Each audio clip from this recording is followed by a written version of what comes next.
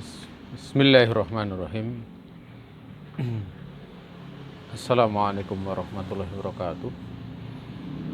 Alhamdulillahirabbil alamin.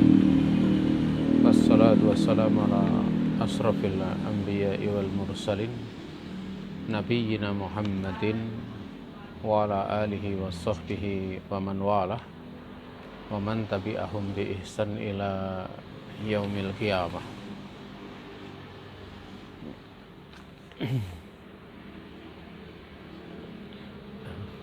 Beserta kamu sayang dirahmati Allah Subhanahu wa taala. Ya.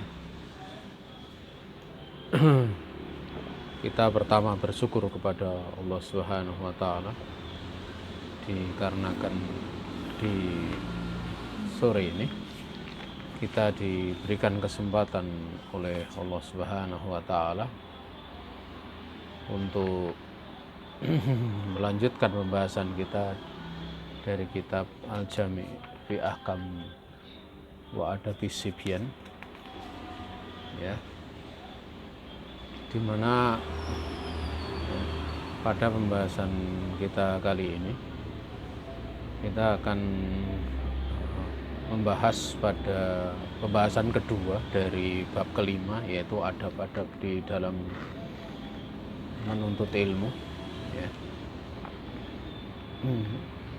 Sebenarnya dari kitab Al-Jami' fi Ahkam wa Adabis Sibyan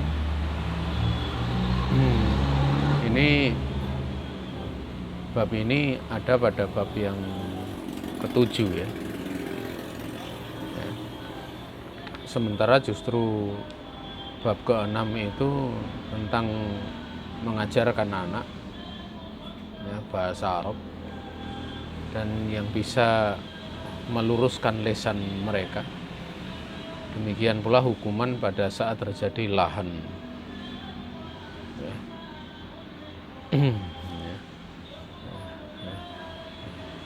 Namun ini dimaklumi bahwa mengajarkan bahasa Arab itu nanti berkaitan dengan fasihnya lisan, ya. Jadi setelah orang dia punya ilmu, anak punya ilmu, dia punya kefasihan, dia akan mampu untuk menyampaikan hujah dengan baik, ya. Makanya agama ini akan kokoh itu diperjuangkan dengan dua kekuatan. Pertama kekuatan ilmu dan bayan, yang kedua adalah kekuatan senjata, gitu. Dan poin ini kenapa pada bab ke-6 itu kalau dalam kitab Al-Jami' dibahas tentang mengajarkan anak bahasa Arab. Ini menjadi sebuah kelaziman, ya, untuk seorang dia fasih di dalam menyampaikan hujah, itu punya kemampuan bahasa Arab yang baik, ya. Karena bahasa Arab itu bahasa yang dengannya seorang dia bisa memahami kitabullah dan sunnah Rasulullah alaihi salatu wassalam, ya. Namun pada resum atau pada buku kalian ringkasan ini sengaja bahwa pada bab ketujuh, bukan bab ketujuh, bab ke-8 dari kitab Al-Jami', ya,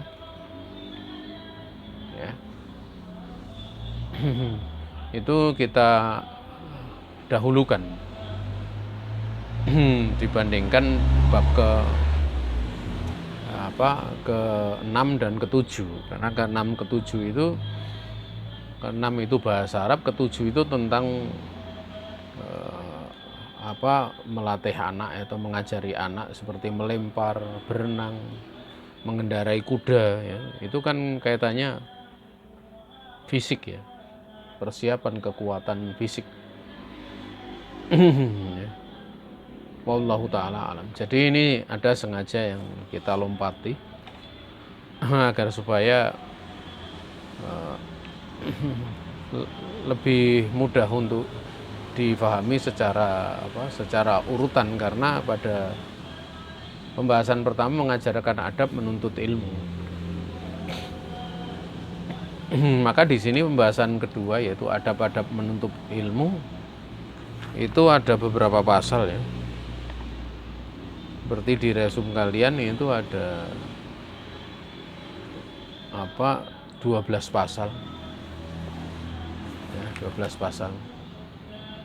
Sebenarnya kalau mau dibahas lebih panjang itu tidak sekedar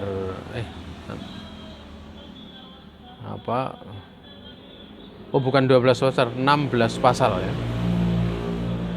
16 pasal. Kalau di kitab Al-Jami itu ada 17 pasal.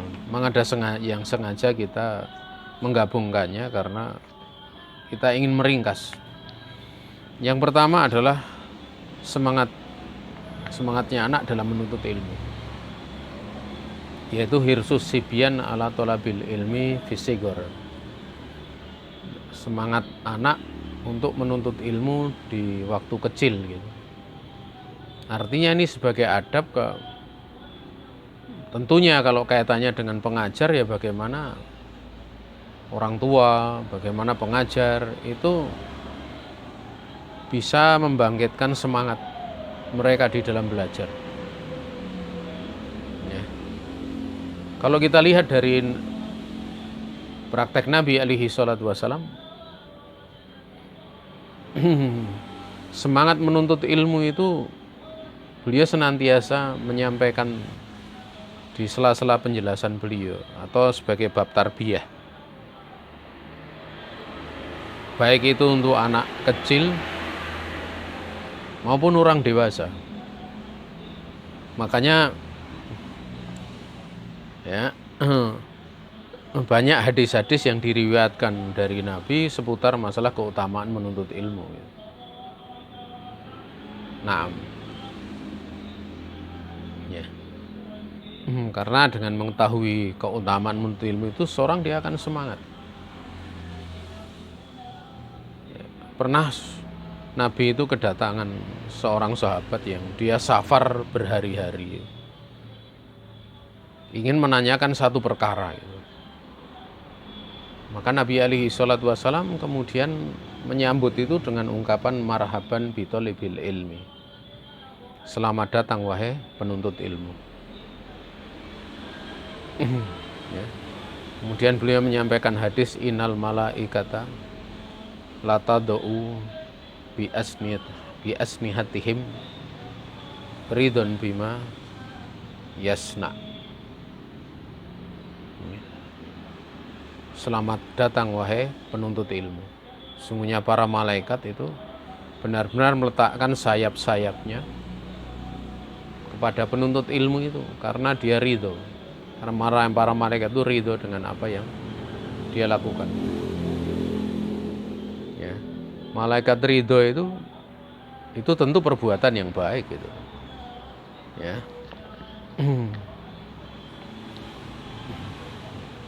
Juga pernah suatu saat Mu'ad bin Jabal, beliau ini mengatakan kepada Nabi, akhbirni bi amalin yudkhiluniyal jannata ya wa yubaiduni minan nar.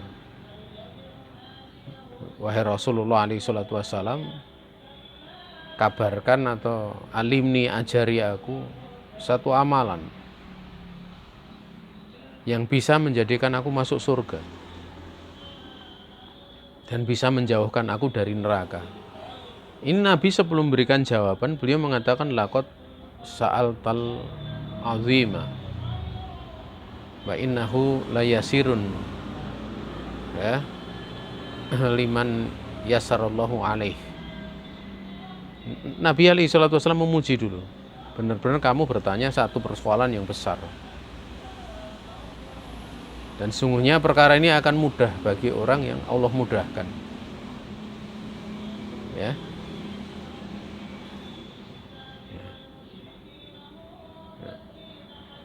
Ini menunjukkan Nabi alaihi salatu wasallam sebelum memberikan jawaban memuji sehingga orang yang dipuji itu akan semangat untuk menuntut ilmu.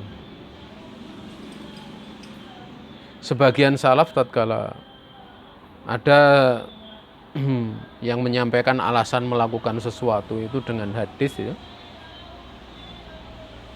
maka dia memuji. Qad ahsana man intaha ila ma sami'a. Benar-benar betapa bagusnya orang yang dia berhenti bersikap sampai dengan ilmu yang dia dengar. Dipuji betapa bagusnya. Ini bisa menjaga semangat ya. Ya, menjaga semangat. Nah, lebih-lebih untuk anak-anak gitu. Untuk anak-anak itu mesti dijaga. Ada satu contoh ya dari Ibnu Abbas radhiyallahu ta'ala anhuma seperti yang ada dalam resume kalian. Qala bitu inda khalati Maimunata faqalat la angduranna ila sholati Rasulillah alaihi salatu wassalam. Faqultu laha idza qama Rasulullah alaihi salatu wassalam fa aqidhini. Faturihat li Rasulillah alaihi salatu wassalam bisada. Fanama Rasulullah alaihi salatu wassalam fituliha faja'ala yamsahu an-naum an wajhi thumma qara al-ayati al-asyara al-awakhira min Ali Imran hatta khatama thumma ata syanan mu'allaqan fa akhadha fatawadda thumma qama yusalli faqumtu fasona'tu misla ma sona' thumma ji'tu faqumtu ila jambihi. Al-hadis.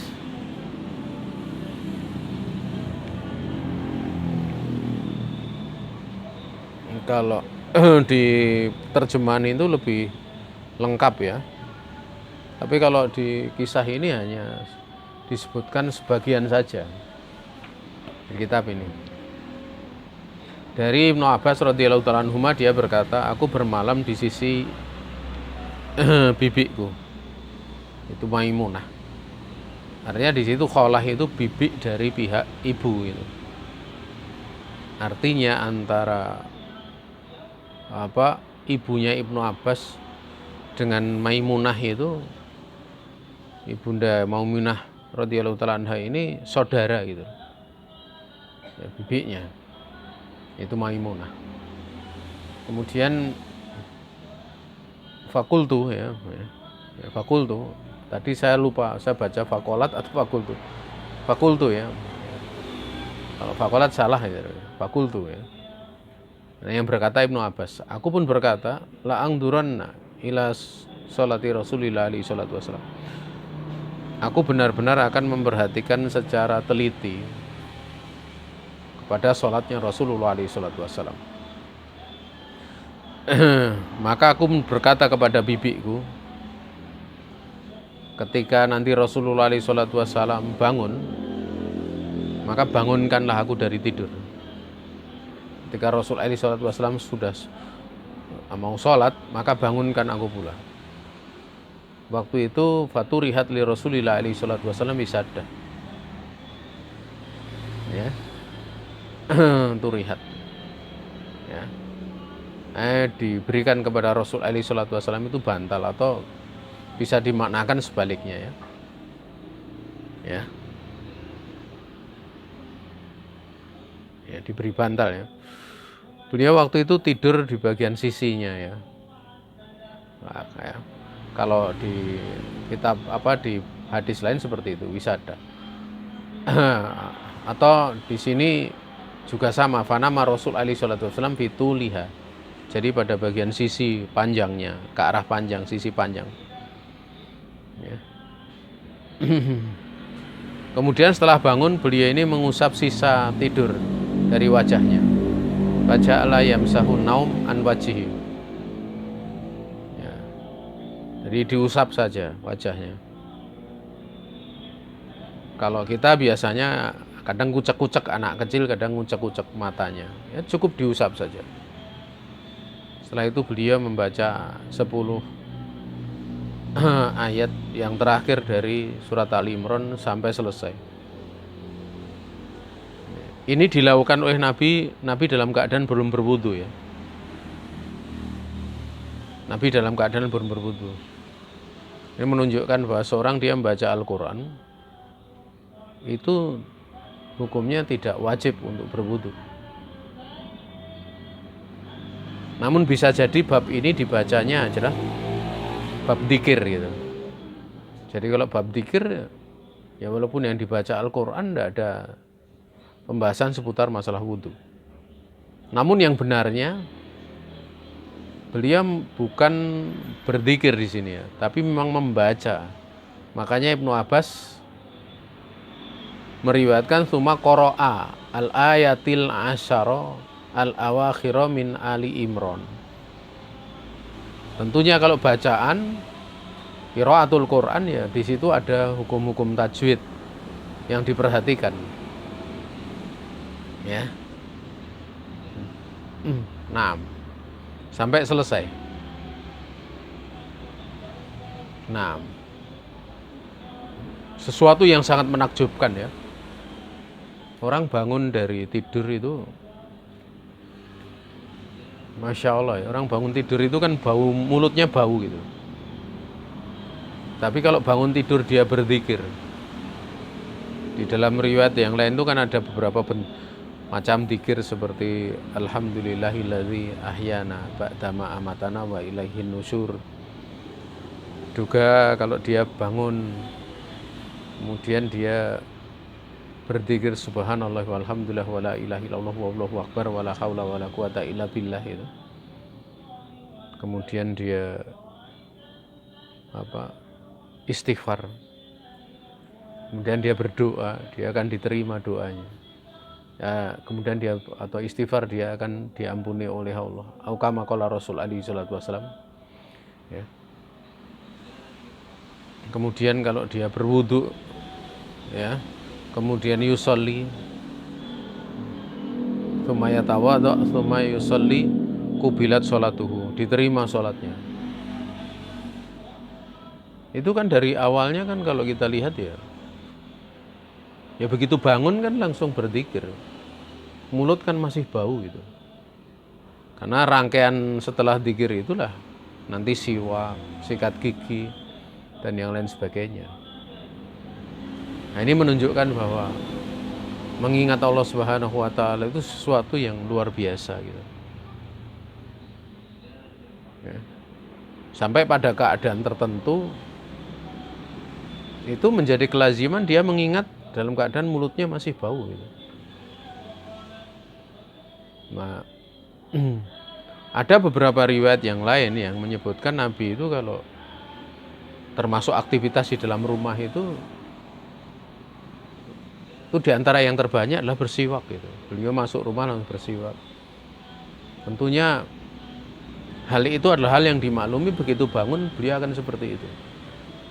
Tapi dalam riwayat ini tidak disebutkan gitu. Ya.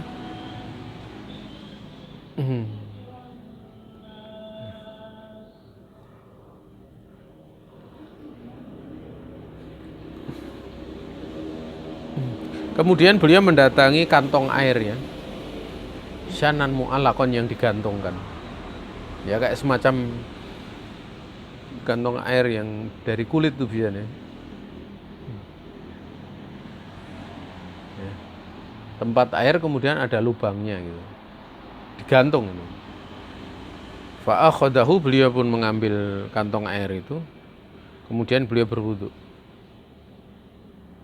Kemudian beliau berdiri kemudian sholat. Maka aku pun kemudian bangun dan aku lakukan semisal apa yang Nabi alaihi salatu wasallam lakukan. Ya. Kemudian aku mendatangi beliau, kemudian aku berdiri sholat di sampingnya.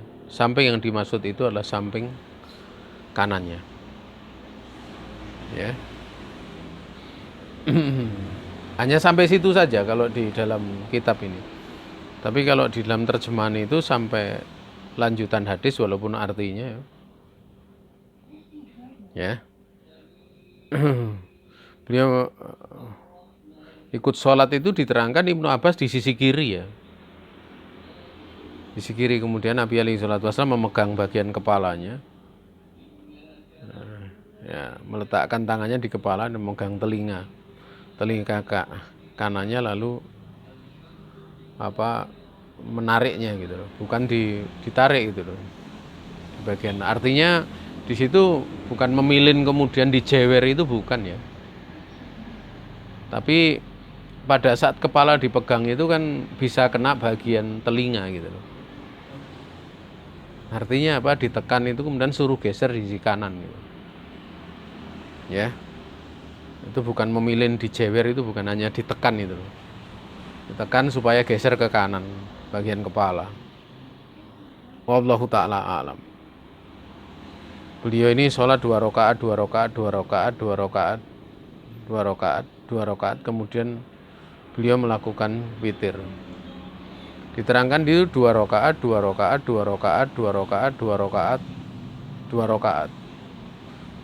kemudian melakukan witir. Berarti di situ 13 rakaat. Ya, 13 rakaat. Ini dikeluarkan oleh Imam Bukhari dan Imam Muslim. Karena memang dalam sebagian riwayat itu ada penyebutan 11, ada yang menyebutkan 13 ya. Yang kita ingin tekankan dalam perkara ini adalah bahwa Ibnu Abbas sebagai murid Nabi alaihi salatu wasallam itu semangat gitu loh. Semangat. Tentu sebelumnya itu sudah ada pendidikan-pendidikan lainnya gitu loh. Sehingga Ibnu Abbas itu dia benar-benar memperhatikan kisah yang terdapat atau yang berlaku atau yang terjadi pada Ibnu Abbas dan Rasulullah SAW ini menunjukkan bahwa seorang belajar kepada seorang guru dengan dekat ya, sampai bergaul, bahkan di situ sampai tidur ikut berada di situ, itu tentu ada sisi-sisi ilmu yang tidak sekedar materi gitu loh. Materi ilmu, namun juga tarbiyah. Ya. Makanya kalau orang belajar dengan sampai dekat kepada seorang guru ya, itu beda dengan kajian-kajian umum. Nah, kadang seorang belajar itu pada seorang guru itu kalau melazimi mulazamah itu bahkan sampai pada tahap kedekatan personal gitu loh. Kedekatan personal. Dan dia bisa melihat praktek gitu loh. Ya, di antara guru kami itu dia lihat, karena dia dekat banget belajarnya itu mulazamah sama Syekh Shalih Al Fauzan ya. Kadang beliau bercerita pada waktu Syekh Shalih Al Fauzan di musim haji didatangi wanita untuk minta fatwa gitu. Di tempat yang kayak tenda tapi agak terbuka, di situ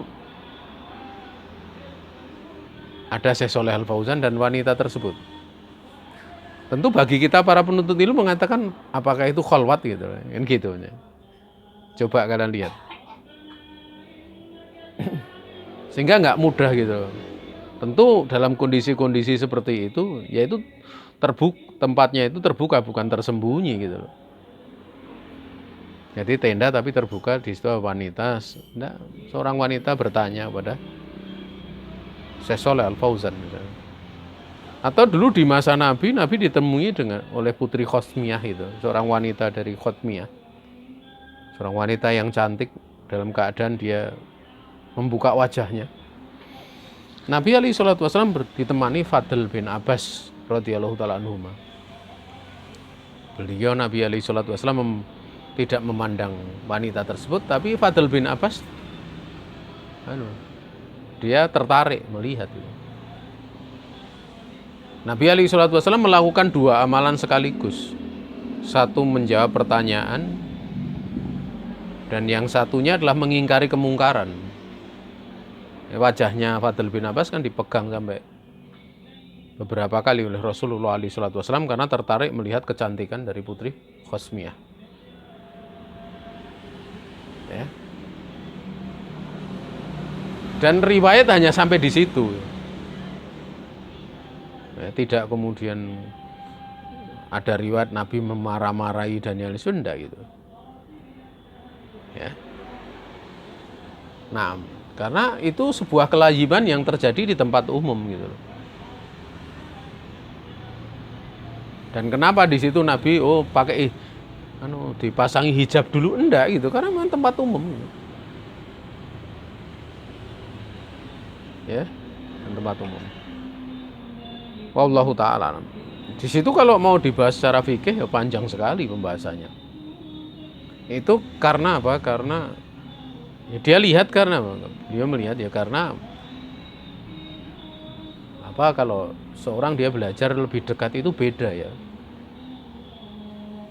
Dia akan beruntung kalau seorang dia belajar kepada seorang guru, kemudian dia melihat praktek bagaimana gurunya itu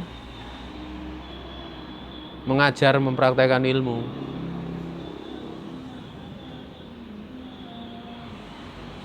Pernah guru kami menceritakan ya, ada seorang ulama besar di Saudi. Umur beliau sekarang hampir 90 tahun, 80 sekian gitu. Itu sudah berjalan ke masjid itu pakai tongkat itu. Kadang murid-muridnya itu yang dekat itu ingin membantu beliau untuk berjalan ya ke masjid dengan beliau tidak mau. Seperti itu kemandiriannya walaupun sudah lemah, nggak mudah untuk dilayani, dikit-dikit dilayani oleh murid-muridnya, enggak. Tapi kalau dalam urusan dares, misalnya menyiapkan tempat duduknya, ini tidak ada masalah seperti itu karena kepentingannya dares. Tapi kalau hal-hal yang sifatnya pribadi kan seperti itu. Ya. Itu diceritakan kepada kami di majelis ya. Dan beliau praktekkan juga dalam beberapa kesempatan yang kami dapati secara langsung. Jadi beliau kadang mempraktekkan, kadang kemudian setelah itu di majelis ilmu, di dares itu kadang cerita bagaimana dia melihat guru-gurunya seperti itu. Ya. Belajar itu seperti itu. Ya, makanya kalau orang belajar adabnya bagus, itu Masya Allah ya, adabnya bagus, dia akan mendapatkan kebaikan yang banyak. Ya, dan kebaikan yang banyak, dan masih banyak ya, bahwa seperti cerita yang pernah kita bahas, Ibrahim Al-Harabi itu, bagaimana beliau ditanya oleh salah satu muridnya karena menceritakan ahwal ekonomi rumah tangganya. Ibrahim Al-Harabi menceritakan kisah yang terjadi pada dirinya. Ya. Dan menceritakan pernah sama-sama senasib itu termasuk dari bentuk simpatik gitu. Makanya Nabi alaihi salatu wassalam sampai bersabda, laulal hijrah lakuntu minal ansor. Kalau enggak karena hijrah aku akan jadi ansor. Ya. Artinya antara dirinya dengan murid-muridnya itu ada kesamaan gitu loh. Ada kesamaan. Itu akan terasa indah. Makanya termasuk dari kenikmatan yang besar seorang itu belajar gitu. Itu di saat nanti mengajar, dia ingat guru-gurunya yang telah banyak memberikan kebaikan. Itu kenikmatan gitu. Ya. Makanya di antara faedah orang belajar punya guru itu selain tawadhu ya. Selain tawadhu, ya tawadhu kan tidak akan nyombongkan diri gitu. Dia hanya diajari oleh orang lain. Yang kedua adalah rasa syukur, bersyukur. terhadap nikmat Allah Subhanahu wa taala yang dilewatkan melalui gurunya, yang dia juga wajib untuk bersyukur kepada gurunya tersebut sebagai syarat untuk bersyukur kepada Allah Subhanahu wa taala. Ya. Makanya kalau kita lihat kisah-kisah dari orang yang berguru itu, ya, seperti Imam Syafi'i menceritakan Imam Malik, ya, Imam Ahmad menceritakan Imam Malik, itu yang ada keindahan-keindahan. Walaupun yang namanya berguru itu mesti kadang dapati susah, dapati begini-begini gitu. Makanya penting punya adab. Agar supaya dia bisa bersikap dengan benar. Karena kadang kalau ditambahkan kekurangan malah jadi ngobar-obar kekurangan gurunya, ini orang tidak pantas mendapatkan ilmu seperti itu. Harusnya bukan seperti itu. Makanya mesti untuk sabar ya. Ya. Dan jangan kemudian kalau belajar itu yang diingat hal-hal seperti itu. Misalnya ini ada mungkin perilaku yang kurang gitu. Ya itu kalau dipupuk ya mesti kurang menghormati, nggak bisa bersyukur, bahkan bisa mutakabbir. Dia menjadi orang yang sombong gitu. Nah, udah seperti itu bagaimana dia bisa bersyukur? Bagaimana ilmunya akan ditambah oleh Allah Ta'ala? Karena adabnya buruk. Makanya ya di antara adab, kalau misalnya guru kita itu menasihati, kita terima dengan penuh sukacita. Terima dengan kalau memang belum mampu ngamalkan, tetap dihormati, dipegang kata-katanya tersebut. Selagi memang yang dinasihatkan itu sesuai suatu perkara kebaikan gitu. Terima. Nanti Allah Ta'ala akan tampakkan berbagai macam hikmah di belakangnya. Ya, macam hikmah di belakangnya. Sebagaimana kalau kita berbicara dengan orang tua kita memberikan nasihat-nasihat, tidak terbayang pada pikiran kita itu bahwa orang tua menasihati itu untuk kejelekan anaknya, itu tidak terbayang gitu, mesti kebaikan. Guru juga seperti itu. Guru juga seperti itu. Pasti itu kebaikan gitu. Ya. Wallahu ta'ala a'lam.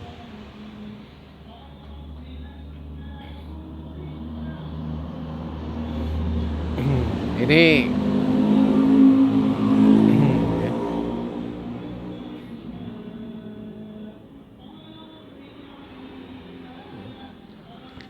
menjaga semangat.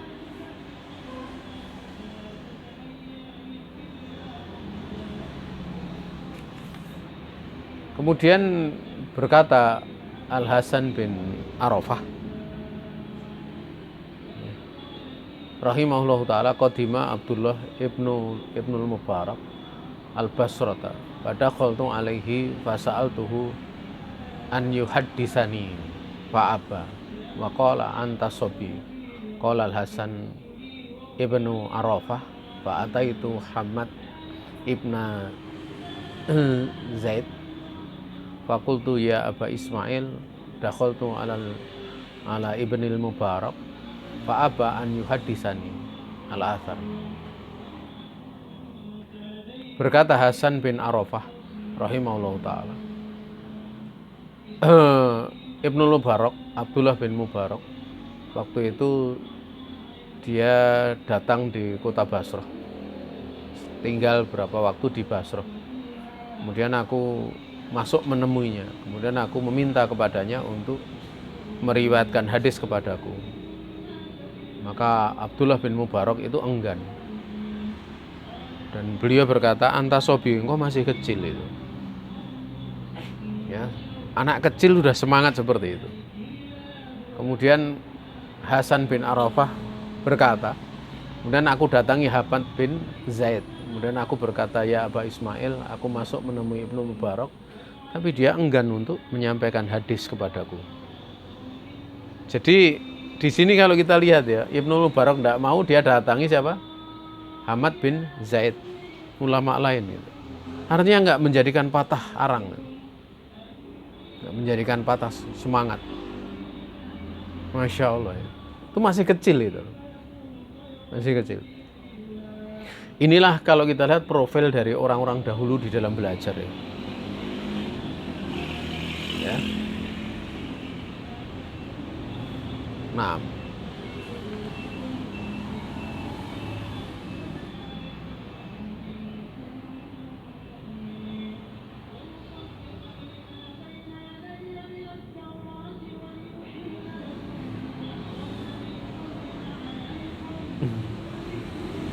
nah,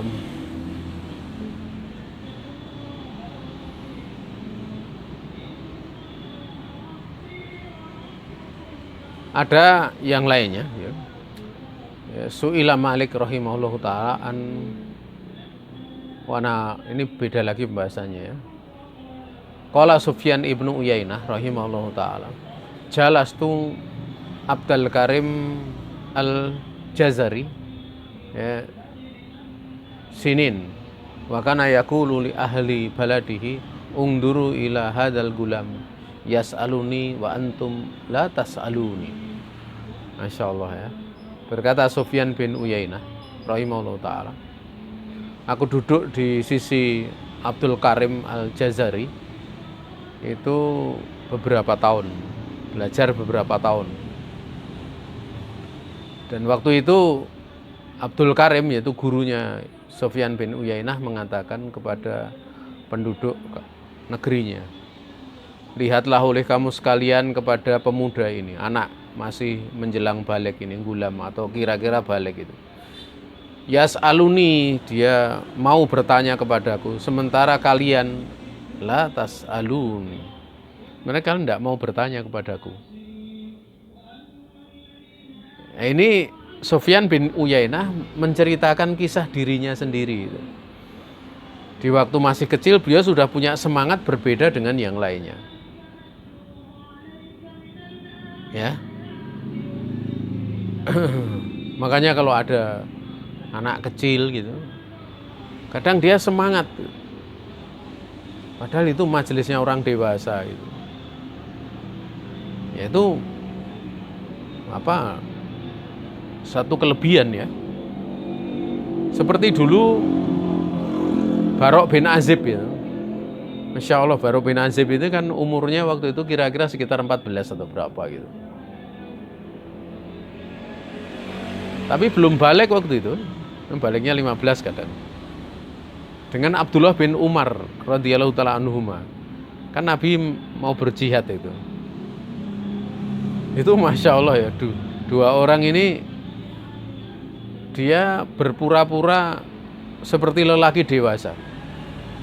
Jadi dia pakai pakaian yang gede itu supaya nampak kayak orang dewasa, supaya nanti diikutkan berjihad bersama Rasulullah SAW. Nah itu ditafakut waktu itu, diinspeksi oleh Nabi, ketahuan gitu. Kemudian dilarang untuk ikut berjihad. Artinya dari situ kita bisa melihat ya, anak masih kecil punya semangat ya yang seperti itu gitu. Ya, semangatnya seperti itu. Wallahu ta'ala. Ya.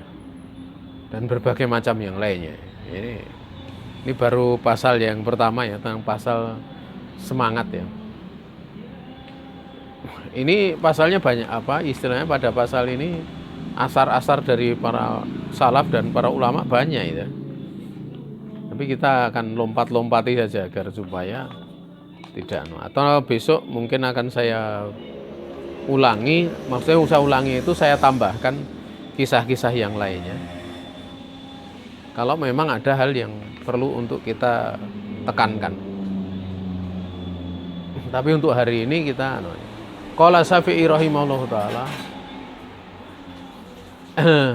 lam yakun li malun kuntu atlubul ilma fil hadasah fa kuntu adhabu ila diwan istauhibud duhur aktubu alaiha. Masya Allah ya. Berkata Al-Imam Syafi'i rahimahullah ta'ala, aku ini orang yang tidak punya harta. Dan aku biasa menuntut ilmu itu fil hadasah, di waktu masih kecil atau muda. Hadasah itu masih. Dan aku biasa untuk pergi ke semacam diwan itu kantor ya, atau semacam itu, di situ banyak kitab-kitab ya.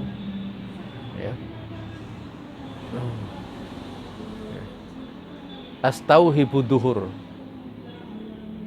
Ya. Sambil aku ini bersiap-siap untuk duhuran. Jadi masuk di situ sambil menunggu waktu duhur. Aktubu alaiha. Dan saya mencatat ilmu di dewan tersebut. Itu beliau lakukan sejak kecil. Ya, maka ini kalau ada anak kecil seperti itu luar biasa ya. Ya. Kalau ya ini kita jauh ya. Kita tapi dari pengambilan dari semangat ya. Ini yang pernah saya lihat ya. Saya pernah lihat anak SD kelas 4 ya. Itu tapi saya ketemu itu sudah SMP kelas 1. Kebetulan waktu itu karena dia pinter ini rank. Jadi name-nya itu juara satu provinsi gitu. Waktu itu sebagian guru saya sempat ngomong dengan saya. Nah, saya disuruh mendekati anak itu, anak kelas 1 SMP itu. Itu tahun-tahun sekitar 90-an 3 atau 94 ya. Dia pesan sama saya seperti ini. Kamu dekati dia. Arahkan supaya dia ngaji, kelak dia akan jadi ustadz itu. Dia ngomong seperti itu. Dan saya waktu itu belum ngeh gitu loh. Ya, belum ngeh. Ya. Awal-awal pengennya jadi orang tuanya, kan saya sempat nemui orang tuanya, pengennya anaknya jadi menteri gitu. Saya masih ingat itu. Kebetulan orang tuanya nitipkan sama saya untuk titip anak saya ya, karena dia dari kota lain ya. Biasa kalau orang kadang ada yang lebih dewasa, tolong diawasi, saya titip gitu. Karena waktu itu saya udah kuliah gitu. Dia masih SMP kelas 1 ya, karena saya dapat pesan dari guru-guru saya sampai penasaran gitu. Kenapa guru-guru saya memesankan seperti itu gitu. Akhirnya saya datang. Saya karena dekat kemudian pas liburan itu kebetulan dia nawari saya ke sana gitu. Ini saya gunakan kesempatan itu untuk saya melihat latar belakangnya gitu. Dan ternyata karena saya tidur di sana hampir sepekan gitu. Di gudang itu saya buka itu. Buku-buku catatan waktu SD itu. Karena ada buku-buku. Saya pikir itu catatan bapaknya gitu loh. Saya tanya ke bapaknya gitu. Kok ada catatan fikih ini, ringkasan fikih ini, ringkasan buku ini gitu. Kebetulan waktu itu pamannya itu dosen ya, dosen UIN kan udah salah. Ya kalau dulu IAIN gitu. Nah, di tulisan itu semua pembahasannya berat-berat semua. Artinya dari fikih awal sampai akhir ya, termasuk catatan kitabun nikah, hukum-hukum itu. Nah, sempat anaknya saya tanya, ini kamu nyatet kapan gitu? Dulu waktu kelas 4, kelas 5 gitu. Dari mana kamu bisa mencatat ini? Saya punya paman gitu. Akhirnya pamannya saya temui gitu. Pamannya itu cerita ke saya bagaimana dia sering minjam buku ini dicatat sendirian. Kayak apa, diberi tabiat gitu loh. Padahal materi-materinya berat, wong yang dosennya UIN IAIN itu sampai mengatakan sama saya, pamannya itu masih kecil kok kayak gitu. Sering saya larang gitu. Tapi ya anak punya keinginannya kan kuat seperti itu. Baru setelah saya pulang ke Jogja, saya cerita sama guru-guru saya. Guru-guru saya malah tambah mantap gitu. Akhirnya tolong didampingi gitu. Akhirnya saya dampingi 1 tahun aja. Saya ajak ngaji, saya carikan guru gitu. Rata-rata guru-gurunya juga kagum lihat semangatnya. Itu kelas 2 SMP itu sudah bisa baca kitab waktu itu. Belajar sebentar. Ya. Yang saya masih gradul-gradul, dia udah lancar itu. Ya. Ini saya lihat dengan mata kepala sendiri. Dan akhirnya jadi dai, jadi ustadz gitu. Dan melahirkan banyak murid-murid yang jadi ustadz-ustadz juga. Ya, karena punya semangat gitu, dari kecil itu udah kelihatan semangatnya gitu. Ya. Dan saya hampir-hampir sangat jarang sekali melihat yang seperti itu gitu. Ya kalau saya hitung ya selama saya ngajar itu baru 2 kali saya lihat itu. Dan mirip juga, keadaannya mirip gitu loh. Waktu belajar bahasa Arab sama-sama Kamus Mahmud Yunus dihafal. Jadi Masya Allah gitu. Kamus Mahmud Yunus itu setiap hari 5 wazan itu dihafal. Jadi memang sudah ada semangat. Ya.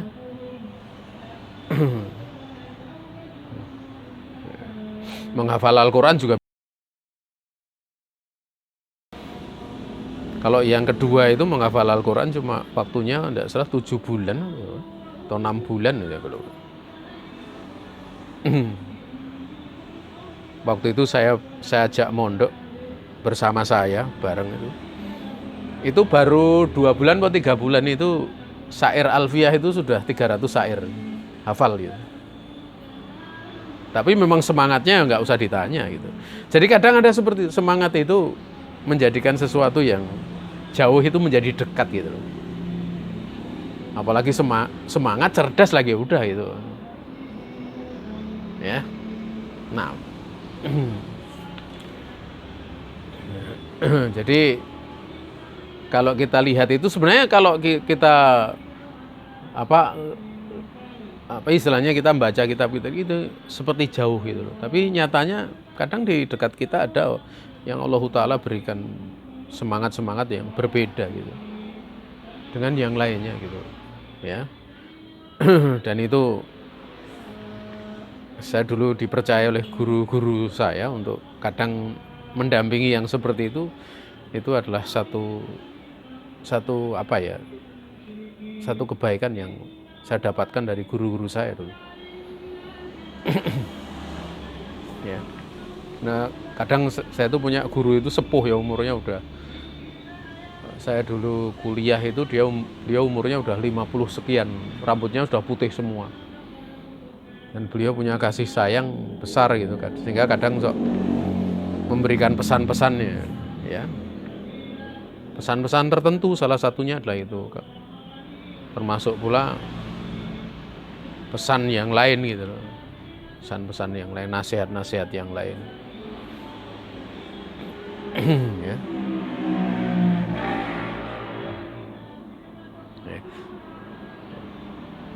Termasuk pula kalau misalnya ada dapati satu masalah suami istri punya masalah gitu. Dulu guru saya kadang menasihati saya untuk mendatangi ngarohke lah gitu loh. Ya, ngarohke. Ya. Beliau memberikan bimbingan ya alhamdulillah sampai istrinya yang dulu sebelumnya itu durhaka ataupun nusus itu menjadi istri yang taat. Ya, ditaat. Dan suaminya begitu senangnya karena istrinya tobat ya. Suaminya itu penjual mie ayam saya kan. Itu kalau saat ini misalnya saya lewat pakai motor atau pakai apa itu lihat saya itu mesti langsung digratisi mie ayam gitu. Sampai saya pernah malu gitu. Saya di satu masjid itu habis sholat subuh waktu itu. Nah, ada teman itu minta saya jangan pergi dulu, ngobrol itu sampai sekitar mungkin 8-9 orang kalau salah di satu masjid. Padahal saya langsung ingin pergi gitu. Akhirnya dia ngobrol itu sampai jam 7 atau 8 pagi. Nah, penjual mie ayamnya itu kan lewat. Akhirnya semua kan dibikinkan mie ayam. Bayangan saya kan mau saya bayar gitu. Tapi enggak, semuanya digratis itu.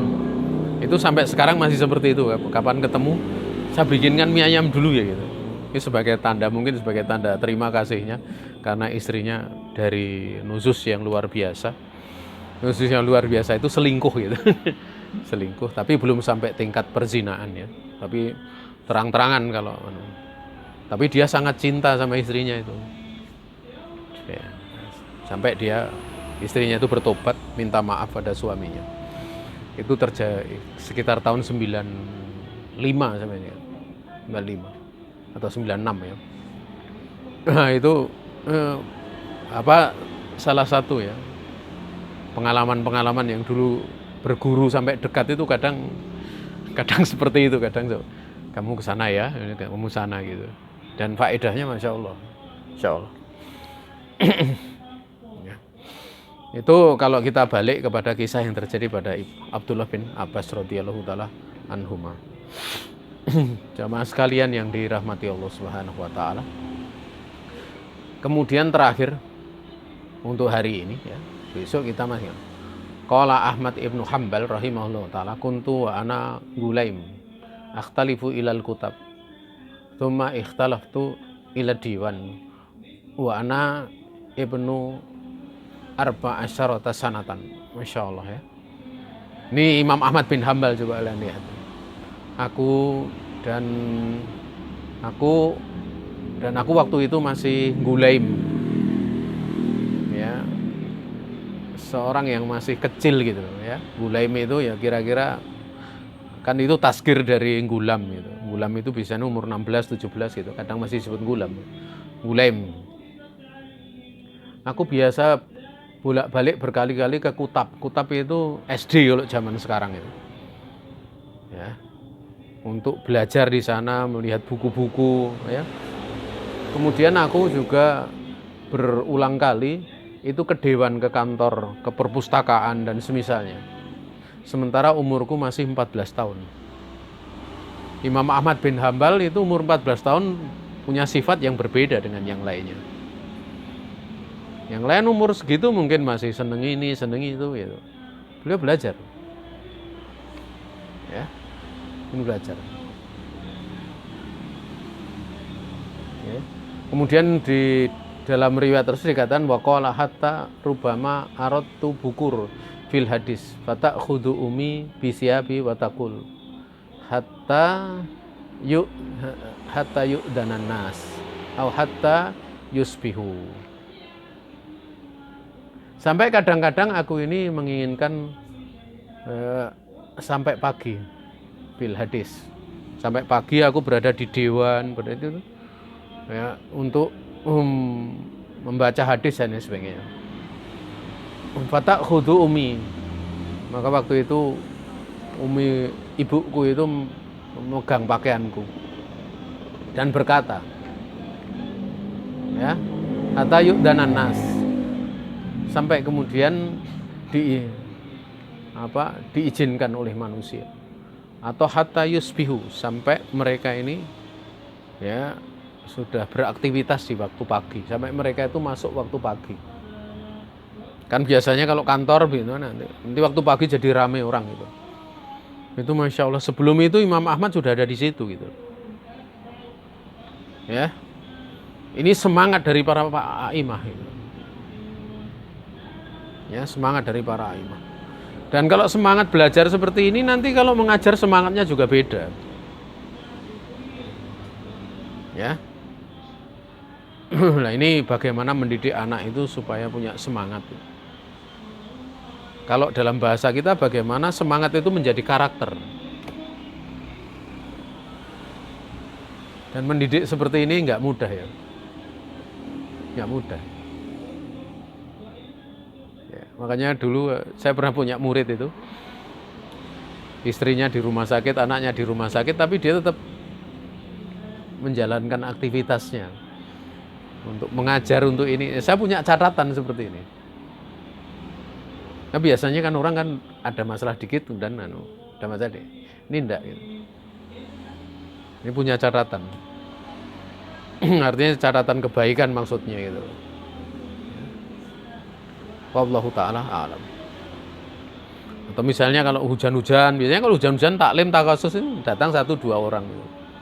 Itu biasa gitu. Ya. Jadi kalau misalnya kita itu semangatnya itu atau dari kebaikan itu terhalangi hanya karena mungkin keadaan, mungkin karena nggak punya sangu, atau tadi belum makan, entah ini hujan ya dan sebagainya, itu ya amat mudah. Itu menunjukkan ya betapa lemahnya semangatnya gitu. Itu belum memasuki nanti kalau ngaji ataupun dia berdakwah ada halangan itu, ada halangan ini gitu. Ini bagi orang yang Allah mudahkan itu mudah. Ini bagi orang yang memang dia menjadikan segala sesuatu itu menjadi halangan, ya Allah Subhanahu wa taala akan benar-benar menghalanginya. Ya, menghalanginya. Ini saja yang bisa disampaikan karena saya ada acara untuk ngisi, jadi tidak ada pertanyaan, besok kita lanjutkan. Ya. Subhanaka Allahumma bihamdika asyhadu an la ilaha illa anta astaghfiruka wa atubu ilaik. Wassalamualaikum warahmatullahi wabarakatuh.